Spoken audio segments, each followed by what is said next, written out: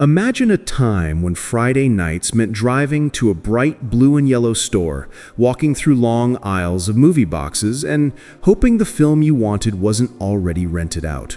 That store was Blockbuster, a giant in the home entertainment world, and for years it felt unstoppable. But behind the scenes, a quiet revolution was beginning, one that would eventually bring down this empire. And the surprising part? Blockbuster didn't fall overnight. It fell because it ignored the warning signs, underestimated its competition, and failed to understand how quickly the world was changing. At the heart of this revolution was Netflix. In the early 2000s, Netflix wasn't a global streaming titan we know today. It was a small DVD by mail service, sending movies to customers in simple red envelopes. No late fees, no driving to a store, no disappointment when a movie was out of stock. It was convenient, simple, and customer-friendly. Meanwhile, Blockbuster earned a huge portion of its revenue from late fees, something customers hated but tolerated because they had no alternative. Netflix saw this frustration as an opportunity, while Blockbuster saw it as part of their business model. And that difference in vision would eventually define both companies' futures. In 2000, Netflix's founders approached Blockbuster with an offer: buy Netflix for just $50 million.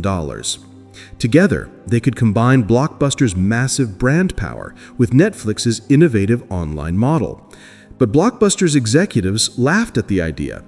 They believed Netflix was too small, too niche, and too weak to ever threaten their empire.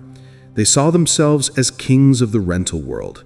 What they didn't see was the shift happening right under their feet. Consumer habits were changing, the internet was growing, and people wanted convenience more than anything else. As Netflix continued to improve its model, Blockbuster stumbled. When customers realized they could get movies delivered to their homes without paying fines or standing in lines, they slowly began to switch. Netflix focused on technology, algorithms, and a subscription model that rewarded long-term loyalty. Blockbuster tried to respond, but every move came too late. When they finally launched their own online rental service, Netflix had already built a system that was faster, smarter, and more reliable.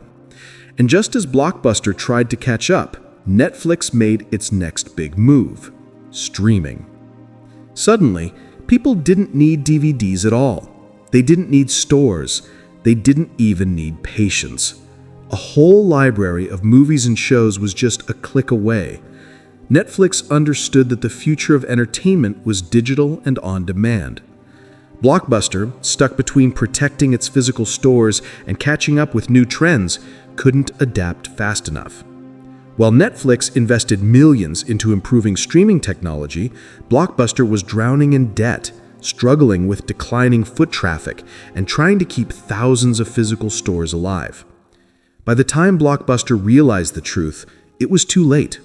Netflix had already transformed from a DVD rental service into an entertainment powerhouse. People no longer connected Blockbuster with convenience. They connected it with the past. In 2010, Blockbuster filed for bankruptcy. Meanwhile, Netflix kept rising, eventually becoming one of the biggest companies in the world. The fall of Blockbuster wasn't just a business failure. It was a lesson. A lesson about underestimating competition, ignoring innovation, and refusing to evolve when the world changes. Netflix didn't destroy Blockbuster overnight. Blockbuster destroyed itself by refusing to see the future. And the company that once laughed at a $50 million offer became a symbol of missed opportunities, while Netflix became a symbol of modern success. Today, Blockbuster exists mostly as nostalgia, a memory of walking through aisles, picking out a movie, and hoping you'd rewind the tape before returning it. And Netflix? It didn't just win the battle, it changed the entire entertainment industry forever.